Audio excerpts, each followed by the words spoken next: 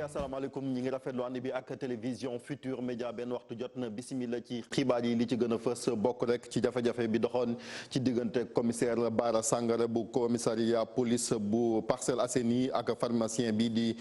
Cheikhouna Gaye ba nga xamante rek ay jafe-jafe amoon na ci nag loolu tax na kon forum syndicat bi ëmb pharmacien yi jàkkaarloo seeg taskatu xabaar yi nee na daal ñi ngi jàppale seen naataango boobu di docteur Gaye wante tamit rek di sàkku ci yoon ñu daal di rek gën a daan commissaire bi te tamit bu dee yoon am na ci ñoom daañu jàppale kon seen naataango ñu nar cee ubbi nag pàcc yu yaatu am ci gan di docteur Mbaye Aw moom bokk ci ordre des pharmaciens docteur ñu ngi lay nuyu. ba léegi rek yéenekaay bi te di Libération tey daal di xam ne rek ne dafa am ay njuñ njaaj yu amal ci nationalité fii ci Sénégal loolu nag tax rek ñu daal di ci indi ay leeral nee say def fii ci Sénégal ngir nga mën a am nationalité bu dee rek bitim réew nga fekk baax ñu dem également ca fële ca Kaffrine ca diwaan bi naan Jaafara Famara nekk ca département bu Mbirkilaan foofa am na ay jafe-jafe yu bëri yoo xamante ni askan wi ña ngi koy jànkonteeg ba tax na rek ñu am ñaari fan yoo xamante ni waa ARD di kuréel gi nga xamante ni kon moom moo ëmb ñu nekk ca diwaan boobu daal nii xool ba saafara jafe-jafe boobee diwaan ci wàllu wér-gu-yaram courant ndox wante tamit ay jumtukaay yoo xamante ni dina mën a tax ñuy faju wala ñuy dem ak dikk Afrobasket xibaar bi benn la muy rek demi-finale bi nga xamante ni kon Sénégal mi ngi ko war a amal ngoon seen diggante ak Mozambique beneen ñaareel demi-finale bi bu ñeent waxtu la jotee lay doon ci diggante Nigéria ak Mali loolu lépp nag ma ngay am fële ca Dakar Arena ca Diamniadio jamono ji ci match classement yi la nekk su ngeen taaxirlu mbokk yi ñu yaatal xibaar yi. dal leen jàmm ci xibaar yi mbokk yi syndicat bi ëmb pharmacien privé yu Sénégal ñi ngi doon jàkkaarloog tas xabaar yi tey ngir rek addu ci li nga xamante ni kon moom mooy mbiram commissaire Bara Sangaré bu commissariat police bu Parcelles Assainies ak seen naataango bi di Cheikhouna Gaye di docteur moom it loolu nag tax rek ñu daal di koy ñaawlu ne ñi ngi jàppale seen boobee naataango te tamit bëgg nañ ñu taral daan yi nga xamante ni teg noonu ko kon officier de police bi ñu ànd ceeg Alassane Ba Diafara Ba.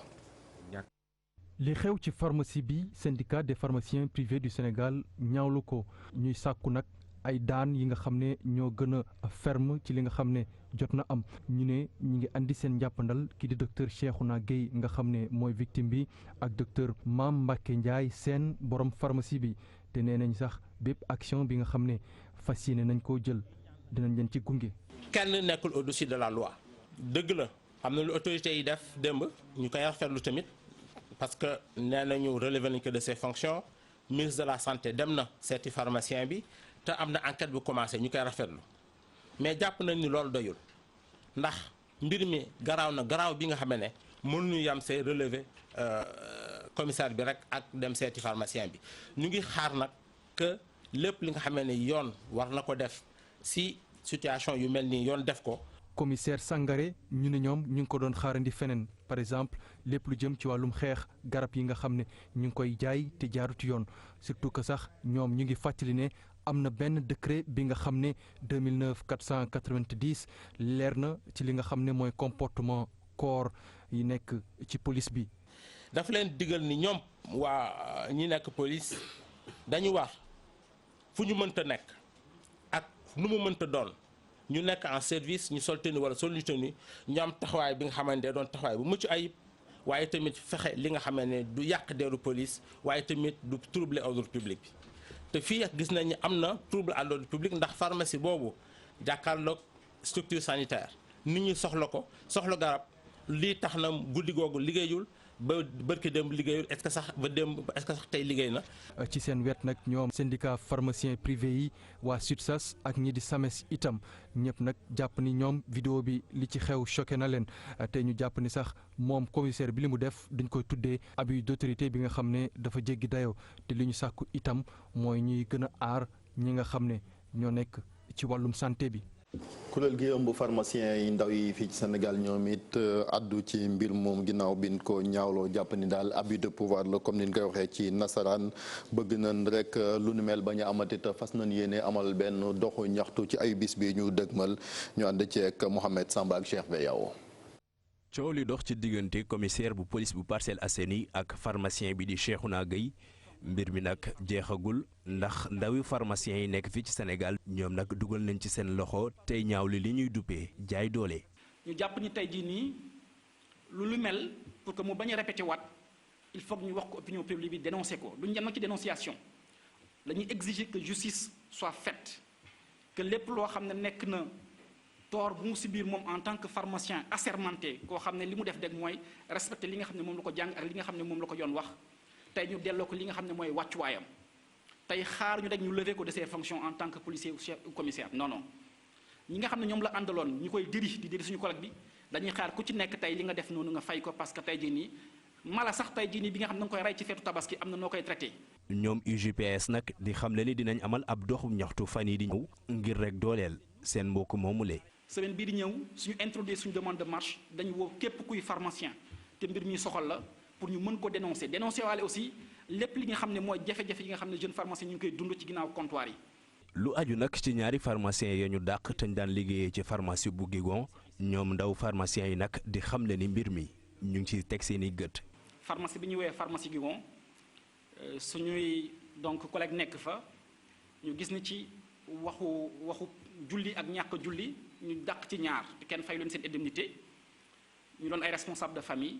licencié leen de manière abusive sans pourtant ñu fay leen seen li nga xam ne mooy indemnité de précarité. aujourd'hui ay borom kër lañ mais ñu ngi au chômage ñu ubbi vraiment médiation pour jéem a compromis mais jusqu'à aujourd'hui c'est resté sans suite.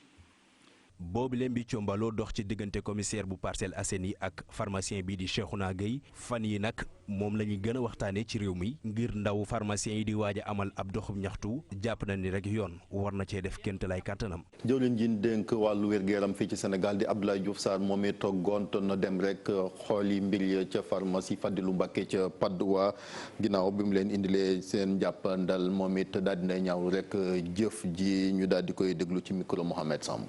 dañoo ñëw en tant que ministre de la santé et de l'action sociale ñëw seet si suñu njaboot massawu ko parce que ni ko sénégalais yëpp gisee lañ ko gisee donc suñu cër mooy ñu yegg si fi parce que état moom joxe garab di ko distribuer am ko mu ko dénk mu tudd pharmacien kooku rek moo ko war a jëfandikoo war ko distribuer loolu ñuy wax monopole donc vente de médicaments ak liggéey si wàllu garab pharmacien rek moo ko mën te état moo ko dénk. yi nga dénk dara nag bu si amee tolof sa cër mooy nga ñëw yegg si ba foofu xool naka la demee waxtaan ak moom lu mel ni warul am si réew mi en tant que ministre du secteur nag sama cër mooy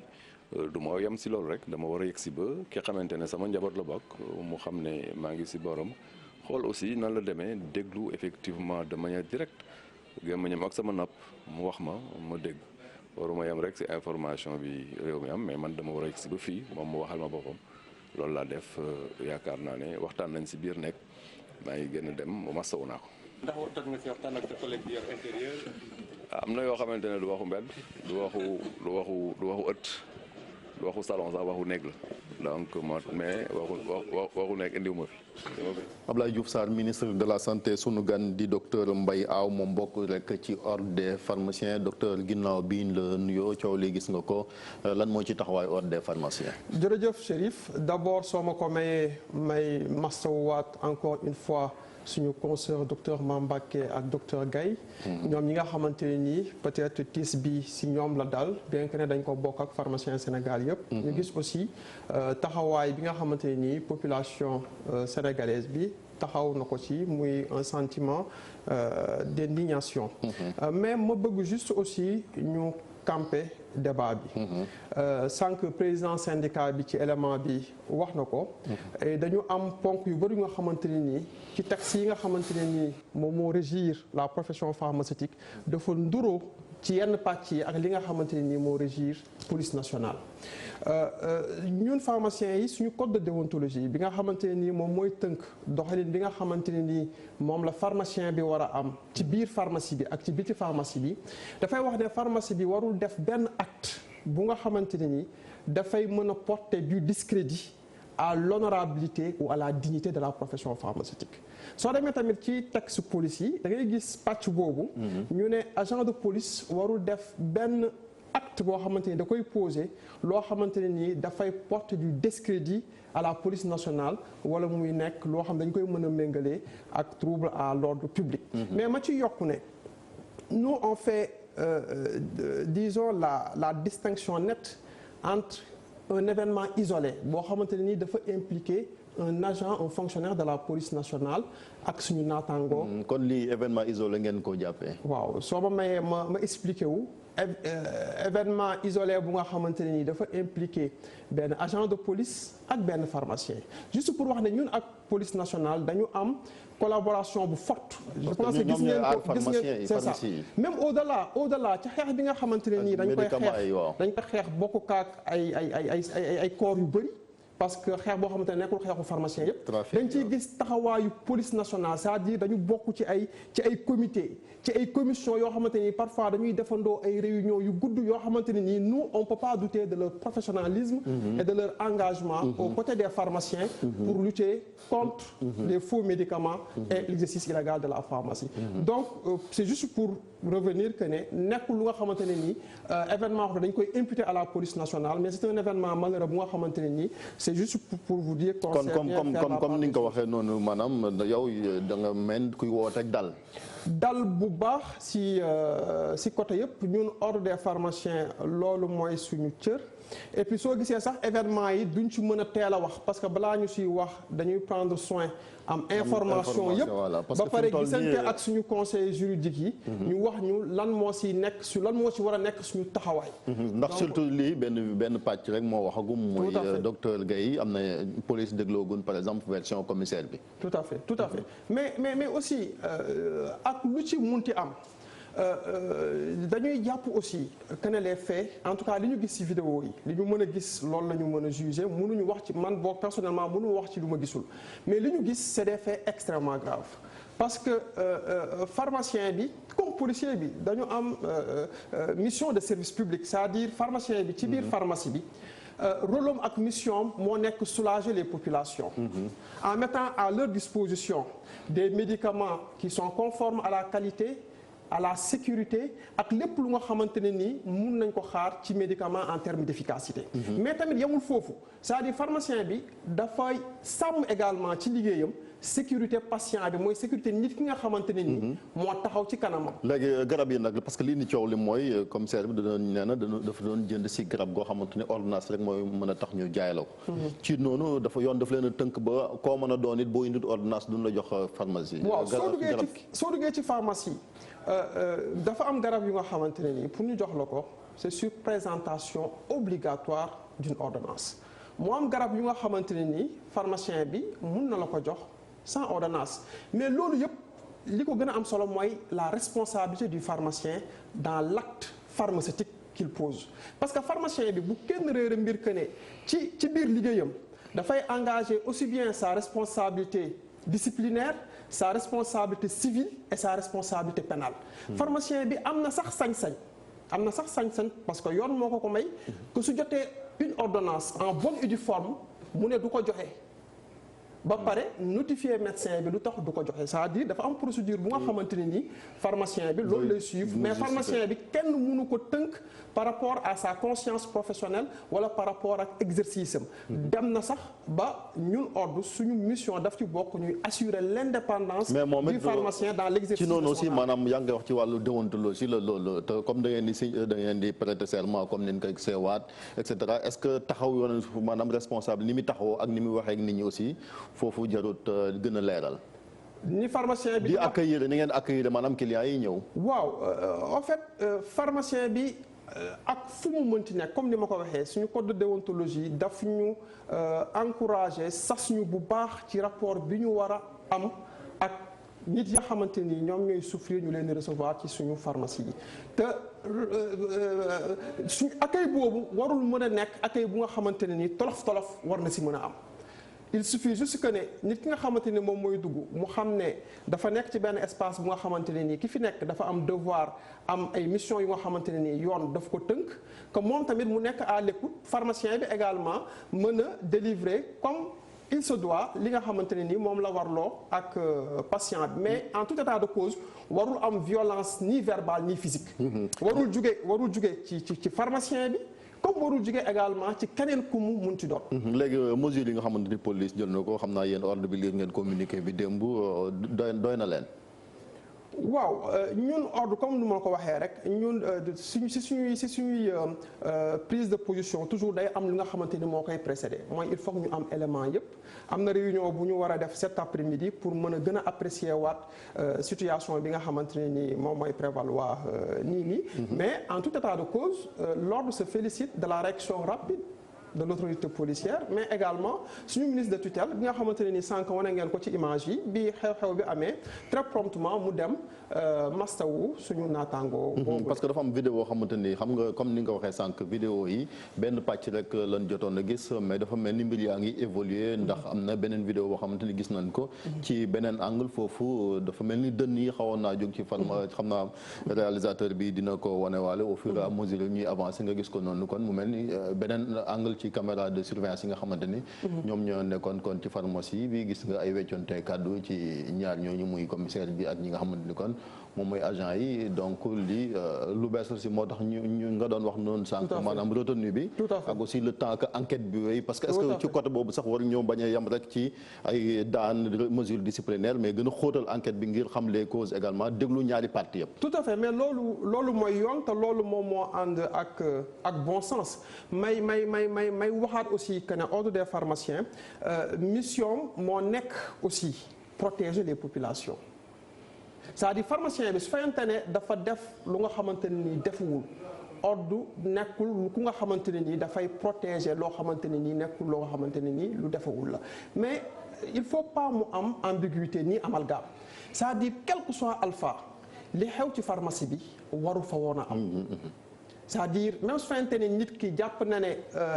joxuñu ko li nga xam ne dañ ko war a jox am na yeneen voies et moyens mais pas ñëw profaner l'espace officinal dugg ci biir monter un docteur en pharmacie génn ko ci condition yooyu loolu amul dara lu ko mën a justifier à nos yeux. léegi yéen naka ngeen di dundee maanaam difficulté yi quand même parce que lii xëy na wax nga ko yaa nga wax sa cas isolé mais gis nañ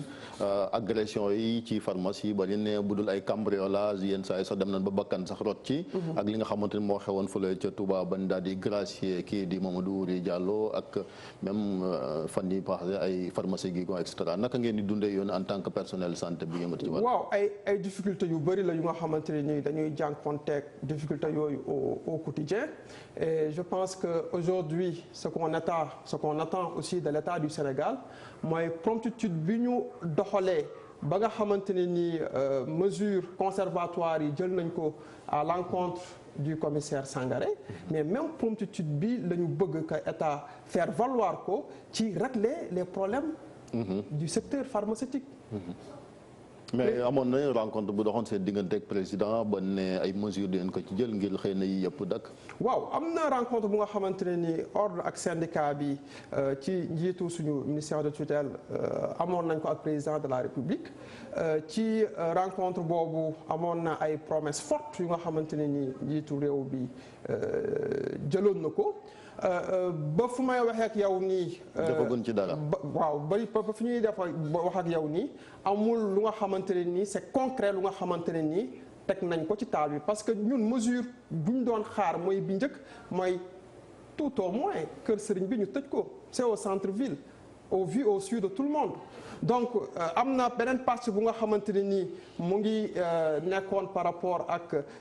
defaraat les textes législatifs et réglementaires yi nga xamante ne nii moom mooy organiser la profession pharmaceutique loolu am na liggéey bu nga xamante ne nii kama door nañ ko ci il y a la signature et la ratification de la convention Médicrim loolu dañu amoon yaakaar ne lu gaaw lay nekk. parce que loolu ça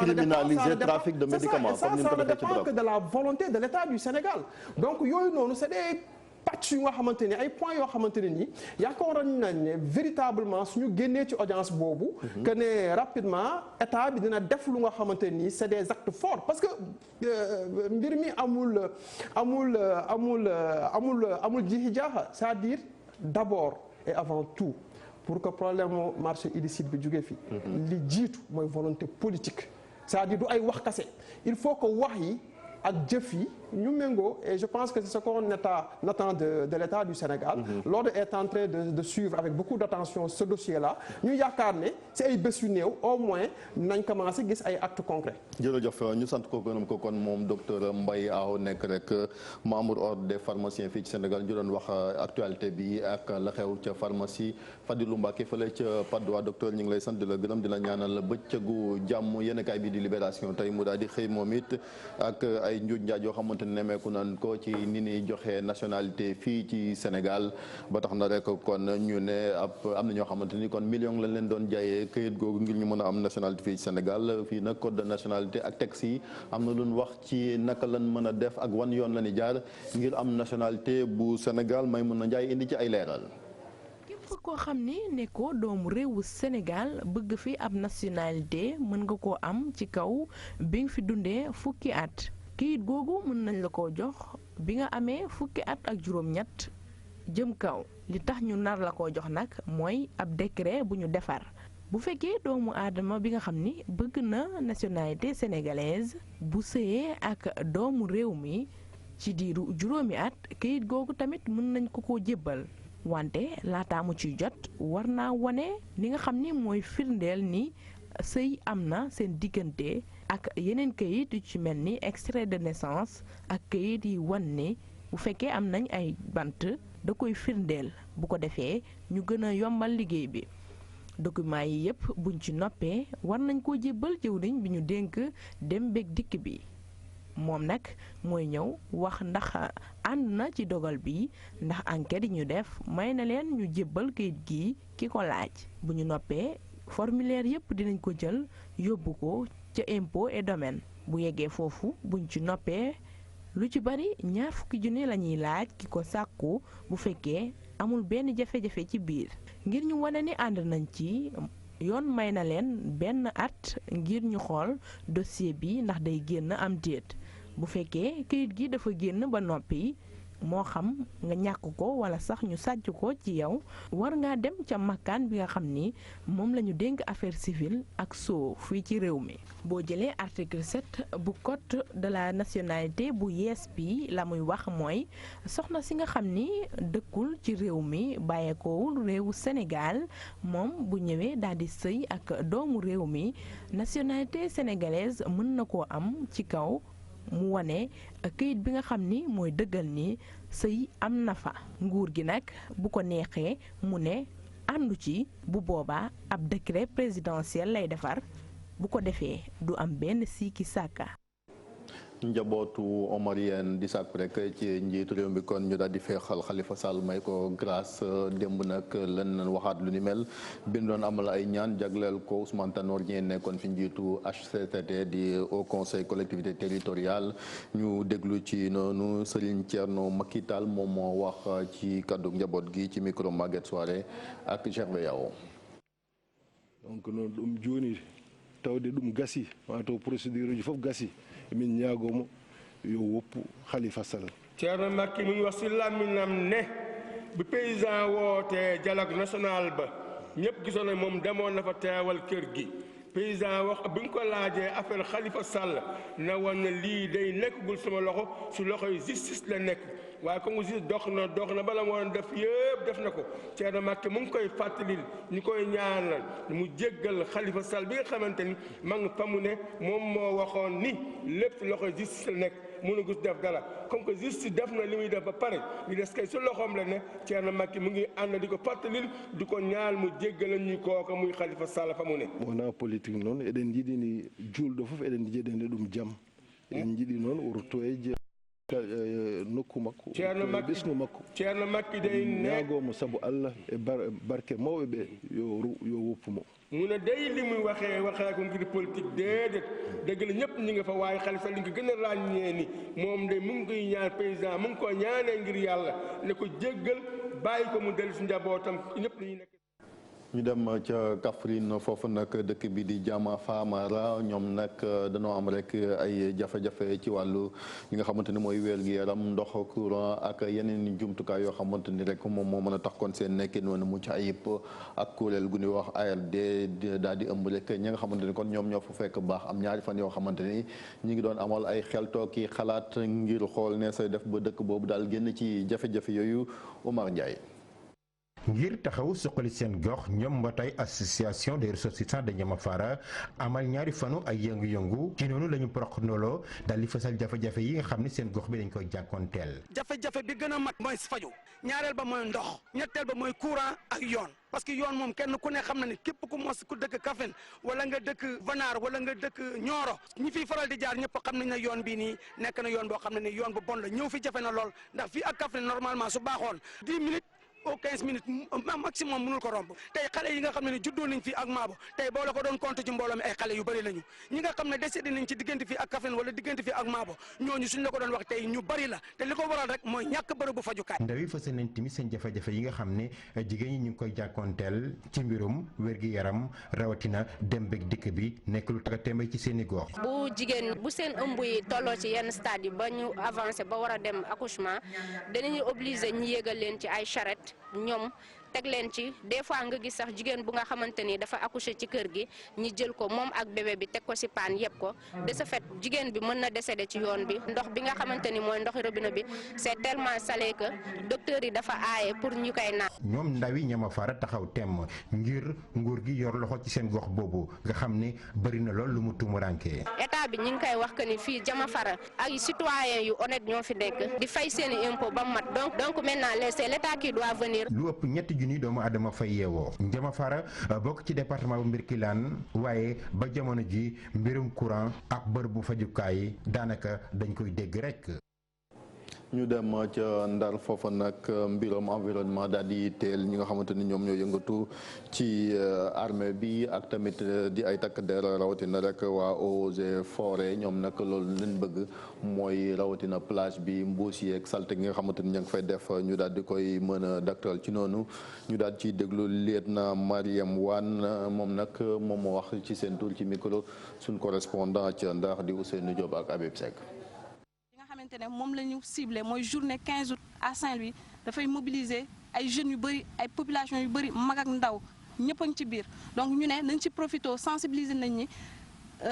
def leen ñu am benn prise de conscience sur les phénomènes liés à l'environnement et à la salubrité. war nañ ci jóg lu mu gën a gaawee dañoo ciblé plage mais il faut dire que ni salubrité ça concerne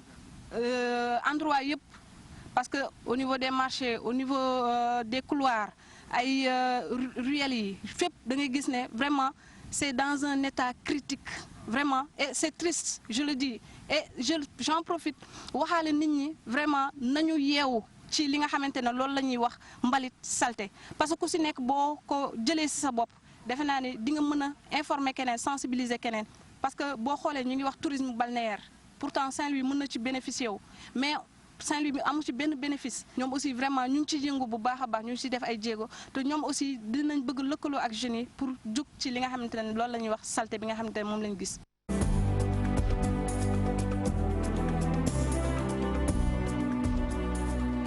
wàllu tàggat yaram di basket demi-finale afro basket ci wàllu jigéen ñi tey ji ci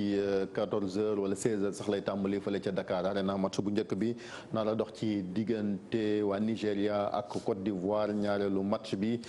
diggante Sénégal lay doon ak waa Mozambique Sénégal nag démb ñoom ñoo éliminé Angola ci jongante boo xamante ni kon taroon na bañ ci génnee nag ñoom Lion yi am na ay kàddu mbégte yoo xamante ni yëkkati nañ ko ci micro Modou Ndiaye ak Mass Ndiaye. moo doon défense jël leen ci kaw ñu arrêté ñi nga xamante ni ñoo ñu gën a solo ci équipe bi donc loolu lañ def pour arrêté leen. léegi lan moo naan nekk contre Mozambique moo naan nekk. même chose gën a def défense bi mu gën a dëgër te gën a pare pour attaque incha allah. xamoon nañ ne Angola équipe bu mag la joué nañoo moom match de préparation on a gagné mais ça veut rien dire puisque ñoom dañoo ñëw pour gagner ñun aussi on a bien défendu et on a gagné. boo dajee comme Angola tu démarres mal duñ la ko baal dañ lay punir derrière. coach bi dafa insister pour ñu commencer deux derniers matchs yi commencé wu ñu baax moom mooy tax suñu tasee ak équipe yu baax du ñu arrangé changé yéex a commencé bi. dem ba jeex rek play defense comme d'habitude après gagné match bi incha allah pour supporter. entraîneur ba Cheikh Sarr moom it daal di am mbégte rek ci taxawaayu xale yu jigéen ñi ni def rek ba qualifié ci demi-finale yi ñu déglu ko ba léegi ginnaaw rek conférence de presse bi nga xamante ni amaloon na ko bi match bi jeexee ci micro Modou Ndiaye.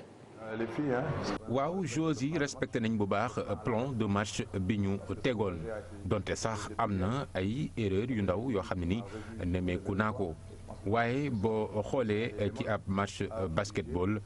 mënuñu rek def lépp ci défense bi ba mu baax comme ni ñu koy bëggee toujours rek il faut que muy am yuy des ñu koy rectifier nag maa ngi félicité bu baax gaynde yi te it match au niveau lu mu bëri bëri xam nga perte de balle yi war na toll ci ba fukk ak ñett